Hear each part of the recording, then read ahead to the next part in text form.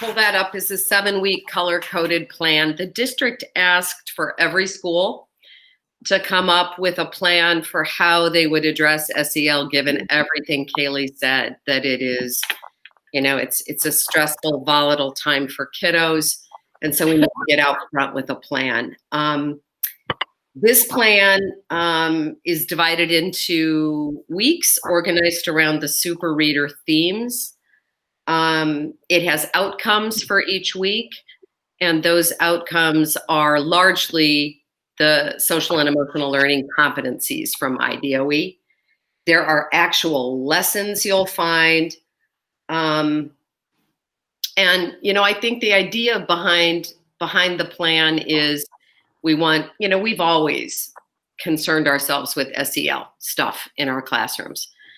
But at this point, the district wisely wants something intentional, which means mostly planned, mostly scheduled, largely teacher-driven and pushed out in an intentional way, like you would do your reading or your math, so that it's mostly scheduled, mostly planned.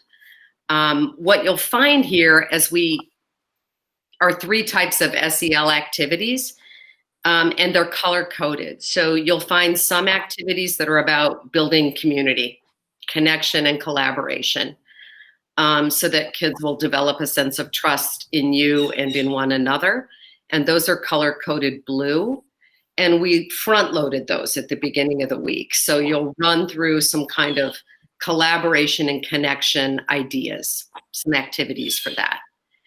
And then color-coded orange, you'll find activities that are information-based and issue-based. And the 2 big issues we've got going on right now are COVID, the coronavirus, what it is, how we deal with it, what does 6 feet mean? How do you put a mask on? How do you wash your hands? All that. And also issues of race and racial discrimination that kids are seeing in the news, and probably some of them have participated in, like along the lines of the protests and things that we're seeing. So we've got community building happening all 7 weeks intentionally. We've got issue-focused activities happening and our presenting of information to them so that they feel more in control because they have facts. Because like Kaylee said, some of them are going to come to us and they've been looking at all the data right along with us and their parents, and others are going to barely know why things are so different. And then the last kind of activity we have that you'll see is color-coded green, and those are strategy-based. Those are social and emotionally focused activities that will give them a sense of control, of being able to identify, name, and manage their feelings and kind of regulate themselves. There's always mindfulness activities. So, there are certain things you can expect every week. We didn't organize the weeks by the competencies. Some schools might choose to do that. We decided, they're always working on critical thinking. They're always working on self-regulation. We always need to go deeper with community building. So I'm sorry, go ahead. No, and a lot of our activities are going to hit more than one competency too. Yep. That was something we said as we were creating them, that it didn't make sense to structure that way because a lot of activities are hitting so many. Yep, absolutely.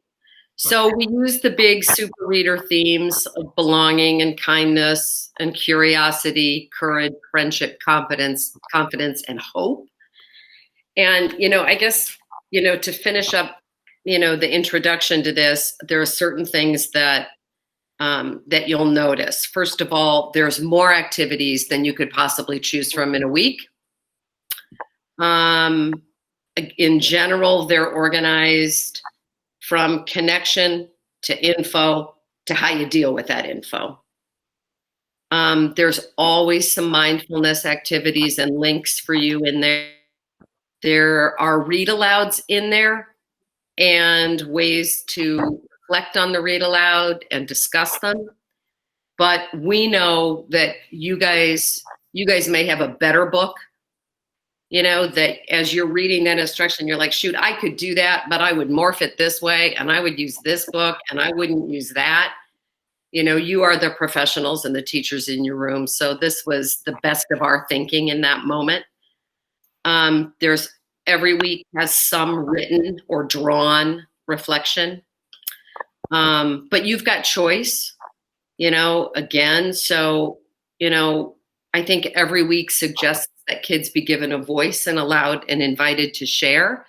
But if you want to do that in a Google Meet, or if you want to do that through Flipgrid, mostly I think we wrote, correct me if I'm wrong, Kaylee, but mostly we said have kids share in Google Meet or Flipgrid. It got to be kind of a phrase.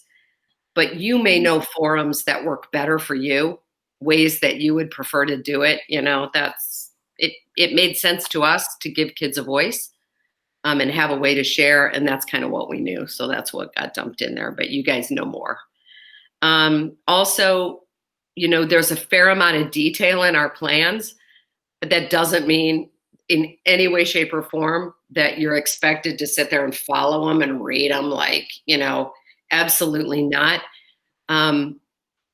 We just, it made sense to try to convey the fullness of what was in our mind. But if as you're reading it, you're like, I can think of a zillion ways to do it that aren't that way. Hopefully these activities, as you read through them, will, give you enough detail to personalize them and make them better.